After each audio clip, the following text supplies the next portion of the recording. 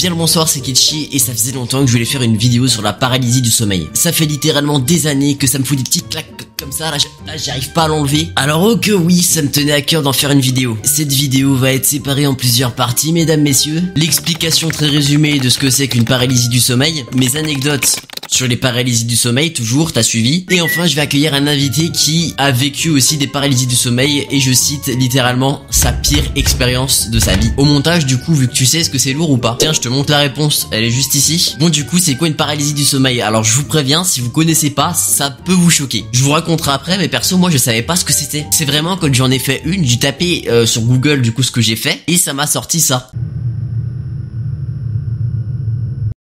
Je suis pas spécialiste du tout, mais c'est vraiment une version très résumée et plutôt simple à comprendre. C'est entre l'éveil et le sommeil. C'est vraiment l'état au milieu. Ce qu'il y a d'autre à savoir, c'est que ce n'est pas une maladie du tout. Je vais vous donner des chiffres aussi, je sais pas trop si c'est exact, mais en tout cas, c'est ce qu'on retrouve beaucoup sur internet. Donc je vous ai fait une fourchette parce que vraiment c'est varié de partout. Mais c'est pas si rare que ça en fait. Entre 30 et 40% de la population ont déjà fait au moins une fois dans leur vie une paralysie du sommeil. Et attendez, j'ai pas fini, entre 7 et 8% des gens en font régulièrement. Hahaha, c'est moi. Je vais dire des mots compliqués pour expliquer un truc simple, mais je vais en dire vraiment le moins possible parce que mon but c'est pas de vous perdre mais bien de vous raconter mes anecdotes puis celles de l'invité. Quand on dort, on a ce qu'on appelle le sommeil paradoxal, c'est-à-dire la phase, on va dire, la plus intense, là où nos rêves sont plus intenses justement. Et pendant cette phase, du coup, notre cerveau il va appuyer sur un petit bouton pour désactiver nos muscles. Et si je dis pas de conneries de ce que j'avais vu et lu sur le sujet, c'est pour pas que tu reproduises ce qu'il y a dans ton rêve dans la vraie vie. Et du coup, pendant excusez-moi, ça fait trop bizarre d'être sérieux pour une fois à la caméra. Et du coup, pendant ce sommeil paradoxal, vous savez ce que c'est maintenant parce que je vous l'ai expliqué. Bon, après 80% d'entre vous le savaient, mais au moins les petits 20% ils sont contents. Bref, je disais du coup pendant cette phase de sommeil paradoxal, ça arrive qu'on a un bug entre guillemets qui fait qu'on se réveille et du coup qu'on reste paralysé. Donc en gros, tu es dans ton lit, tu es réveillé, mais ton corps est paralysé. Tu peux absolument rien faire et des trucs dans ton rêve va se produire dans la réalité. Alors là, ça va être ma vision, mais du coup pour moi, tu es dans ton lit, tu es paralysé, tes yeux sont ouverts, mais tu peux rien faire. Tu peux juste regarder comme ça autour de toi, mais tu peux pas bouger la tête, tu peux pas bouger tes jambes, tu peux pas bouger ton dos. Et des événements que tu vas voir dans un rêve vont se produire dans la réalité. Et dans les cas les plus extrêmes, ça peut être par exemple l'exorciste qui est à côté de toi, dans ton lit, et bordel de merde, tu peux pas bouger, t'es obligé de subir. Et je rajoute même que tout te paraît réaliste de fou. Alors comme on a ce truc, du coup, c'est soit le stress, soit le manque de sommeil, ou un événement traumatique. Maintenant que j'ai posé les bases, on va passer aux anecdotes. Let's go. J'étais dans mon lit, je vais pas dire cette phrase à chaque fois parce que on a compris que j'étais dans mon lit du coup parce que c'est une paralysie. Et comment je pourrais décrire ça? Il y a une espèce de grosse masse. Pour moi, c'était un mec de 400 kilos qui m'écrasait. Je voyais pas ce que c'était, mais il y a une énorme masse qui s'appuyait sur moi, qui s'appuyait. Je pouvais plus respirer. C'était genre hyper toxique. Après, je le sens sur mes poumons, sur ma tête, et là, j'arrive plus à respirer. Tout ce que j'avais envie de faire, c'est... J'en pouvais plus, je pouvais plus respirer, c'était horrible. Mais c'est pas le pire que j'ai vécu, non. Mais du coup, c'est là que je me suis renseigné sur internet, et apparemment, ça c'est un truc assez classique dans le domaine. D'accord, excusez-moi, permettez-moi de faire des trucs classiques dans le domaine. Je suis pas assez inventif, c'est pas suffisant de plus respirer. Alors, faut savoir que systématiquement, waouh, dans, on va dire, la moitié des paralysies que j'ai subies, bah, cette masse qui m'écrase, elle est quasiment là tout le temps. Ça fait longtemps, je vous avoue, que je me suis pas fait écraser par un sumo. Est-ce que c'est une bonne chose? Oui. J'aime respirer, vous voyez, c'est appréciable plutôt comme chose. La troisième paralysie, c'est du coup toujours cette masse qui m'écrase. Elle s'arrête complètement, y a plus rien. Et là, oh, qu'est-ce que c'est badant. Oh là là, c'est à partir de là que je vais me mettre en ambiance. Voilà, je pense que c'est plus approprié. Je dormais du coup comme souvent sur le côté ou à plat ventre. Et là je sens une présence à côté de moi. Même dans la vraie vie, quand il y a une présence à côté de toi, c'est pas aussi intense que dans une paralysie. Je ne peux pas bouger, je suis complètement figé, vous l'avez compris. Pendant, je sais pas, ça me paraissait genre une minute, il y avait cette présence à côté de moi. Et là d'un coup, ça me fout des frissons. Je sens cette présence se rapprocher de moi jusqu'à venir vers mon oreille. Et d'un coup, elle fait comme ça. Ça me fout des frissons rien que de le redire. Alors attendez, je crois que vous avez pas réalisé. Non seulement j'entends le bruit, mais aussi j'entends et je sens le souffle. Le souffle, je le sens carrément. Ça paraît comme un petit truc, hein, mais qu'est-ce que c'était badant, bordel. Et si on passait maintenant à la dernière? Ne vous attendez pas non plus à un truc en mode paranormal et tout. Mais franchement, qu'est-ce que c'est badant, qu'est-ce que c'est flippant, qu'est-ce que c'est terrifiant. Je crois que c'est la plus longue paralysie que j'ai subie. C'est important, j'étais couché sur le côté, je regardais face à ici, à mon bureau. Parce que oui, mon lit est juste ici. Et là, d'un coup, en fait, quand t'es habitué à faire des paralysies, tu te rends compte que t'en fais une. T'as une espèce de petit voyant vert qui se met au-dessus de ta tête en mode ah, c'est une paralysie. C'est pas vraiment ça, mais il y a une espèce de, je m'en souviens pas, parce qu'en fait c'est dans la paralysie, mais je sais qu'il y a un truc qui me fait dire que j'en fais une. Donc petite alerte de paralysie. Je suis dans mon lit, couché sur le côté, face à mon bureau. Et là, d'un coup, je sens une présence. Oui, la fameuse présence. Et la présence, elle est pas n'importe où. Oh que non, elle est pas n'importe où. Cette présence, elle est juste derrière moi. C'est-à-dire que je suis couché de côté, je vous fais un petit schéma. Là, il y a moi, en face, il y a mon bureau, et derrière moi, il y a un mec à la même position que moi, qui est littéralement couché dans mon lit. Ça me fout des frissons de peur, là. Et quand je vous dis que c'est la plus longue, pour moi, elle a duré vraiment 5 minutes. C'est peut-être pas le cas, mais pour moi, elle a duré 5 minutes. Et du coup, cette présence était derrière moi, dans la même position. Alors, je le sais pas, parce que je l'ai pas vue. Tu sens la présence, et tu sens qu'elle est vraiment allongée comme toi. Ça serait trop simple si ça s'arrête là. J'entends ses souffles, le soufflement du nez là, la respiration basique. Je la sens dans mon cou. Toutes les quelques secondes, je sens le avec le bruit et le soufflement dans mon cou.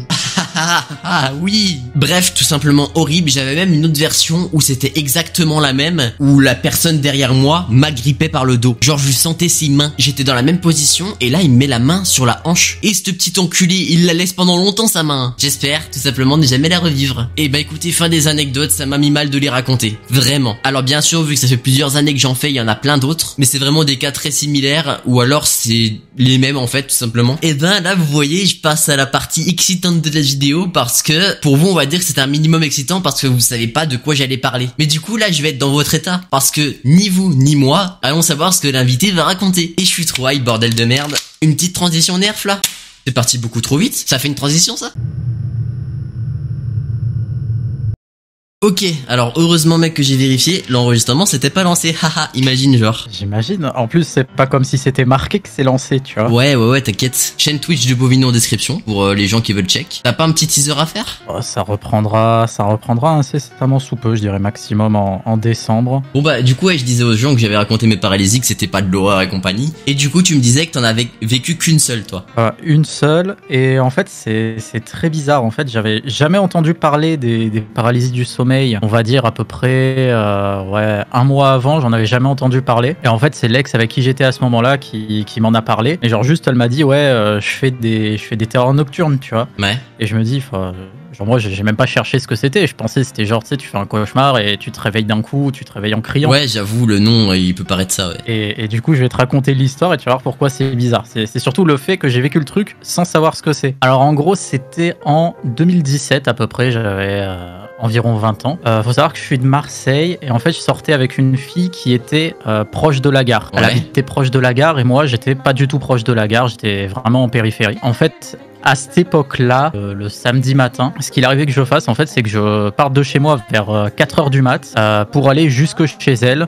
Comme ça, on va dire, on finit la nuit ensemble, tu vois, avant qu'elle aille au travail, vu qu'elle travaillait le samedi matin. Du coup, ce matin-là, c'est ce que j'avais fait. J'étais parti à 4h du mat. Du coup, j'avais dû marcher jusqu'au métro le plus proche, qui est genre à peu près 2 km de chez moi. J'ai pris ce métro genre à 5h du matin et je suis arrivé chez elle à environ 5h30, 45. Du coup, en fait, je suis juste arrivé pour me recoucher, tu vois. Elle était contente, j'étais là. Voilà, on était tous les deux contents. Ensuite, arrive environ 6h30, je pense, où elle se réveille, elle se prépare et du coup, elle part au boulot. À ce moment-là, moi, ça me réveille, tu vois, mais genre même pas, j'ouvre les yeux, je capte qu'elle se prépare et qu'elle s'en va et je l'entends partir, fermer la porte. À ce moment-là, je dors pas, toujours les yeux fermés. Je me dis, bon, ok, elle est partie, voilà, moi, je me lèverai plus tard et puis elle reviendra vers midi. Et ensuite, du coup, j'entends du coup les clés se retourner dans la porte et la porte s'ouvrir, tu vois. Ouais. Et je me dis bon la débile, elle a oublié un truc, voilà, ça arrive, tu vois. Moi, j'ai à peine entrouvert les yeux, j'ai vu la lumière, et du coup, je me suis dit, bon, bah, c'est elle et tout, vas-y, elle a oublié un truc, elle va repartir. Et puis, je sens sa main se poser sur ma joue, tu vois. Je me dis, c'est mignon et tout, tu sais, tu souris un peu, tu dis, bon, elle va me caresser le visage. Oh, mec, ça me fout des frissons. Je sais ce que tu dis. Je sens, genre, son autre main se poser sur mon torse, tu vois. Je me dis, je vais me faire un bisou sur la joue, tu vois, genre, petit bisou avant de repartir. Voilà, c'est mignon. Terrifiant ce que tu me dis là.